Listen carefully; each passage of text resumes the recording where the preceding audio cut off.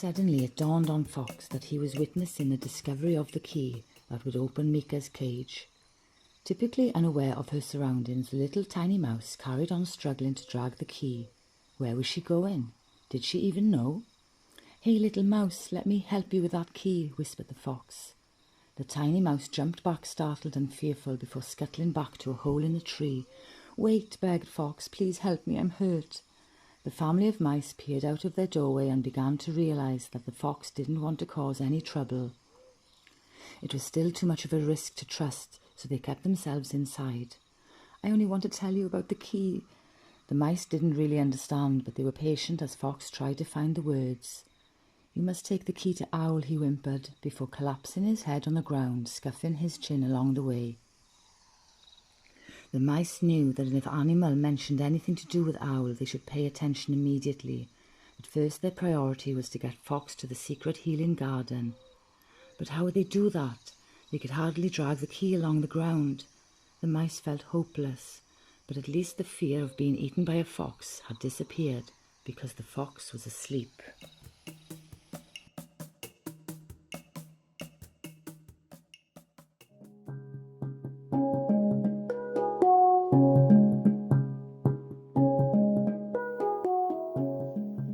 The secret garden. The circular stone wall was so high that the sun cast shadows all around it.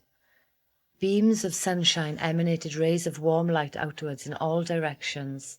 Dark green ivies spindled in and around the cold, dark grey stones and weaved themselves under and over branches, gripping tightly to tree trunks, camouflaging the secret healing garden within the unassuming enclosure. Golden weeping willow branches draped themselves lazily over the walls on either side of the garden, giving the illusion of a bright yellow waterfall gently flowing into paradise. Brambles covered the ancient path all year round. Huge juicy blackberries provided food from late summer to beginning of autumn.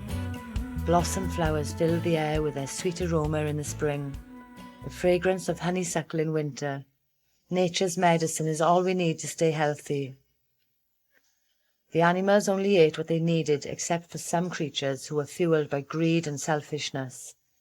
The only humans to be seen in the garden were two old people who lived there in peace and harmony. Sometimes they would get visitors who didn't stay very long and were not a threat to the animals. The postwoman delivered letters there on some days and was always very careful not to disturb anyone or anything.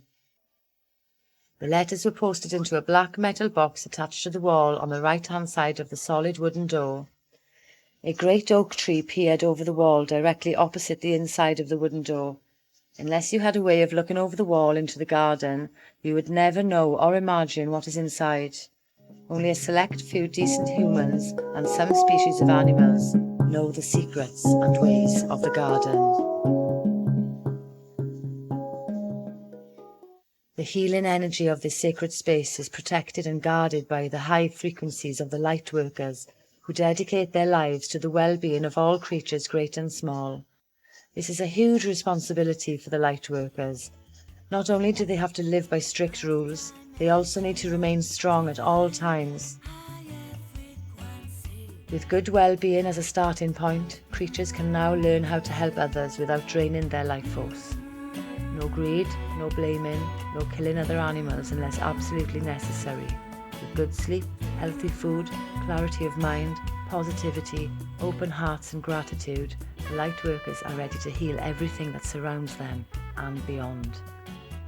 Living in harmony with nature felt right, felt safe, felt good, so all light workers swore an oath to themselves, to Mother Earth, and to every living thing that they would continue to emanate love and light outwards in all directions at all times. When they slept, they allowed the love and light to return to them from Mother Earth. We are healed in our pure dreams. What you take in when awake, your mind will entangle in your dreams. Some dreams are pure, some are strange, but if you care for your well-being, you can dream the most magical dreams, some of which are messages, some are warnings. In some dreams you can fly, and in others you can talk with the spirit world. If a light worker had a warning dream, they are expected to share it with all the others immediately, with no time to waste. These dreams could save a life, and are to be taken seriously. If only Bright Eyes had known this. Her raccoon dream was a vision. It was a warning dream, but Bright Eyes didn't know, as she was too tired, hungry, and self-absorbed to trust in herself and her dreams. The blue toxic spray had poisoned her lungs. The talon scar reminded her of her broken heart. Waking up in the water, lack of proper sleep, worry, anxiety were all the things the light workers were experienced in. They fixed broken bones with comfrey leaves, eased depression with geranium flowers, stopped bleeding with turmeric root. The list of remedies are endless. Luckily, Owl had seen the raccoon in waking life, so it didn't matter so much that Bright Eyes had failed to realise the importance of her dream that once. The plan was already in action as Bright Eyes continued with her journey alone.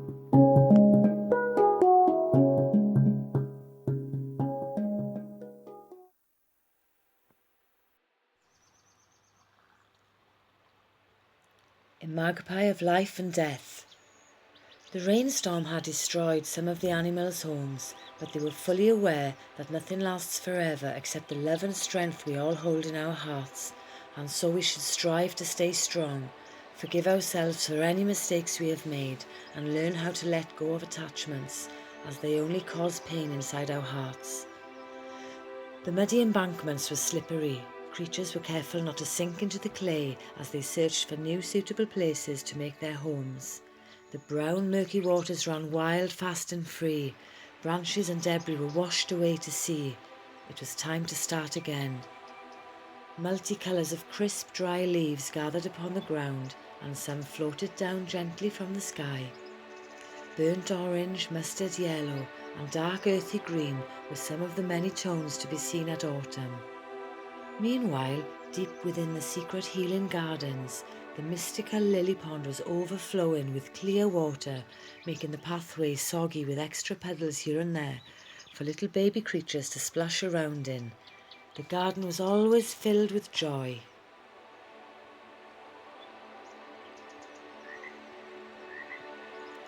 Frogs sang in harmony as they believed the rain brings blessings to nourish the soil, feed the plants and trees, cleansing everyone and everything.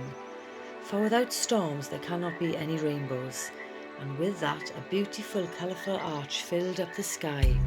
From the big old oak tree, Owl watched down on the ritual that was just about to begin. It was for the benefit of Magpie, a healing ritual. The same happened when the drone of flying ants flew Red Admiral into the garden at summertime. Would the light workers be able to heal Magpie? Let's find out, shall we? Few bumblebees buzzed around wild flowers, but most of them had already fled the gardens and gone to find a nest for the winter. Dragonflies darted fast above the lily pond, leaving a bright white cosmic glowing trail behind them as they flew. The last of the emeralds and ruddy darters hovered above the pond before deciding where to go for the fall. There was a wonderful energy in the air. Reflections of colours rippled in the water. Shamanic drumming came from the cool shaded canopy of the golden willow trees.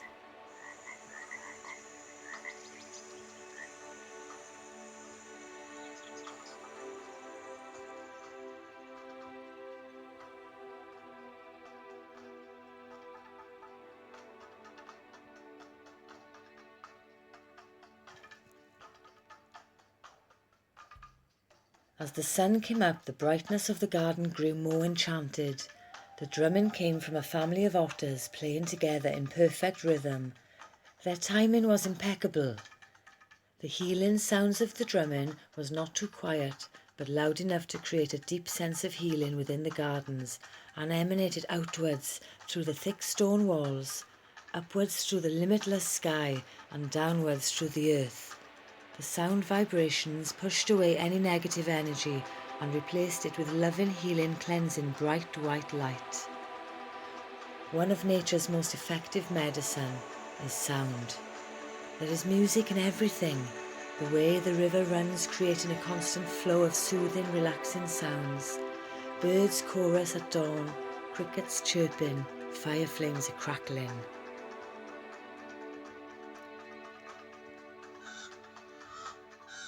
Magpies are squawking, and especially loud this time because their friend sibling fellow sister was laid on her back, with wings spread out draping over the clear crystal quartz.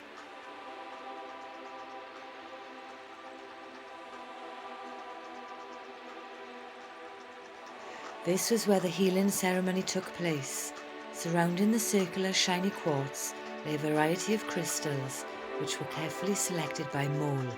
Although moles are colourblind, they can feel the energy of the crystals and are great at selecting the best ones for the job.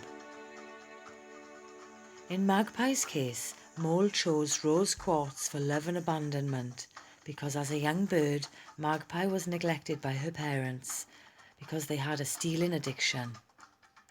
When Magpie was a chick, her parents left her alone so that they could go out taking whatever they wanted. Poor Magpie did not know any better, so she grew up stealing whatever she fancied, even if she did not need what she stole. Much to the dismay of the other creatures, Magpie was a feared menace to society, and her careless actions caused a lot of pain within the animal kingdom. With a bit of luck, the light workers will be able to heal Magpie's dis-ease. But first they must bring her round from the trauma she experienced during the storm in the sky. Other crystals were used in the ceremony. Amethyst to alleviate bitterness and aggression, because deep down Magpie was jealous of the love and care other animals showed their families and secretly wished that she had a family of her own. Amethyst was good for dissolving the ego, and so if Magpie wakes up, she may find herself so full of love that she may never want to hurt another creature ever again. Even if her actions were not intended to hurt another, the consequences were irreversible. The knock-on effect was like a domino rally, causing disasters all over the world. One time it even caused a death, but we will leave that story for another time. Zinchite crystal was positioned next to the amethyst for releasing toxic patterns and trauma. A murder of magpies sat close by to watch the ritual in anticipation. The circle of crystals which encompassed the rock holding Magpie's half-conscious limp body were fully energized. Citrine to bring joy, emerald to banish guilt, obsidian to conquer fears, pink topaz for self-worth, and jade for understanding the grieving process.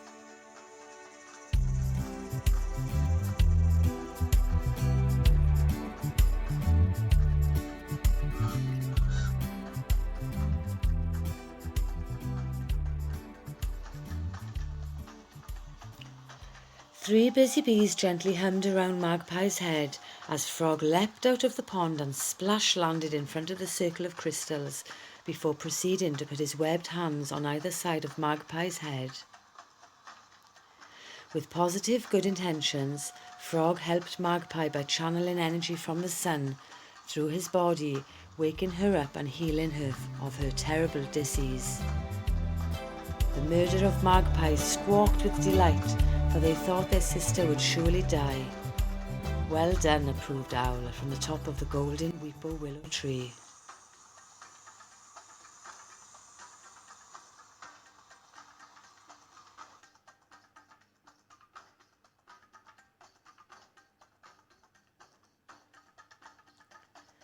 All the creatures went silent as Magpie stirred wearily in confusion.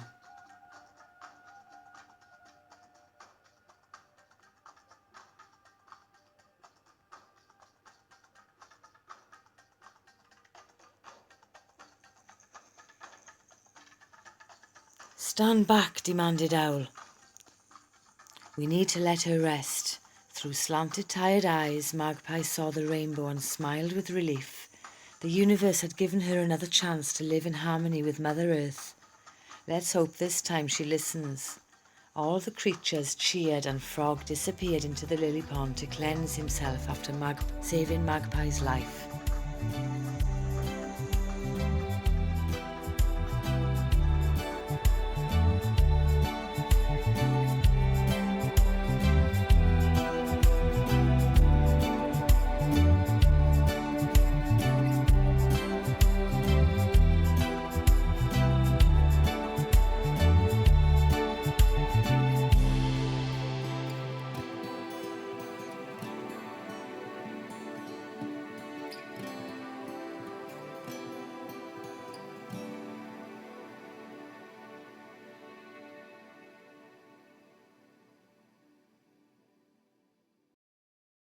"Good morning, Ladybug," said Red Admiral to the ladybird from a soft yellow primrose flower which was growing upon the lush green embankment.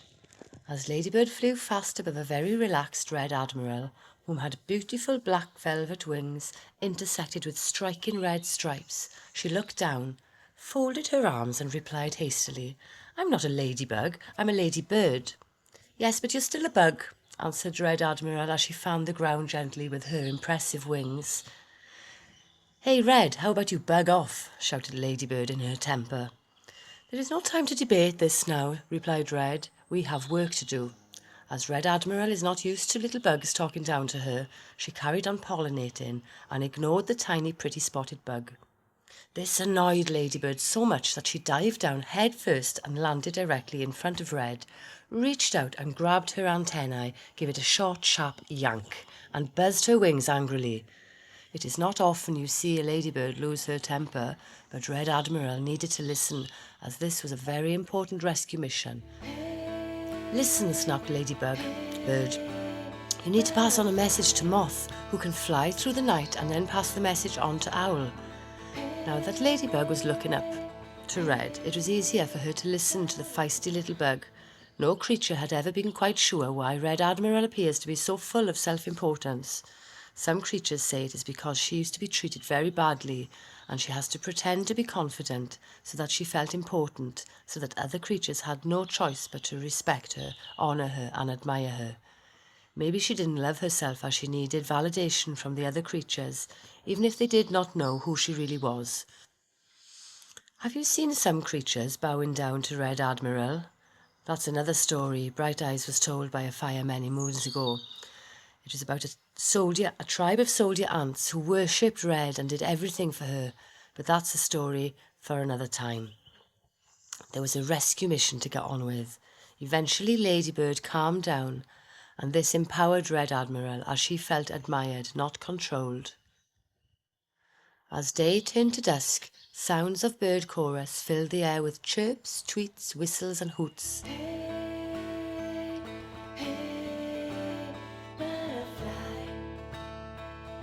The moon was almost full and Red Admiral was exhausted after flying so far. The creatures back at home were busy preparing for the full moon gathering.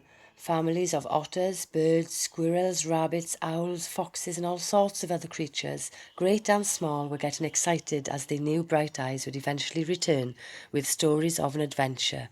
Or would she? Little did they know of the mission going on behind the scenes. Dada Otter collected sticks for the fire, Mama Otter prepared the fish, while squirrels gathered together, nuts for a feast they would never forget. Baby creatures rolled around and played just as Wise Owl was waking up in her nest in the tallest tree. Immediately after wearily opening her big, wide eyes, Owl spotted Red Admiral face down on the ground. Before Moth even had a chance to wake up, Owl knew there was something wrong, so she swooped down in silent flight and tried to wake Red Admiral up by gently hooting by her side. It was no good.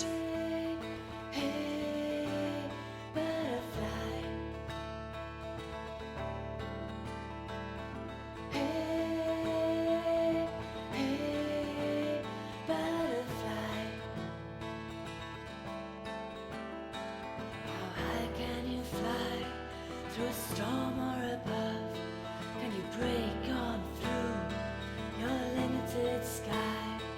Can you feel the ants deep inside?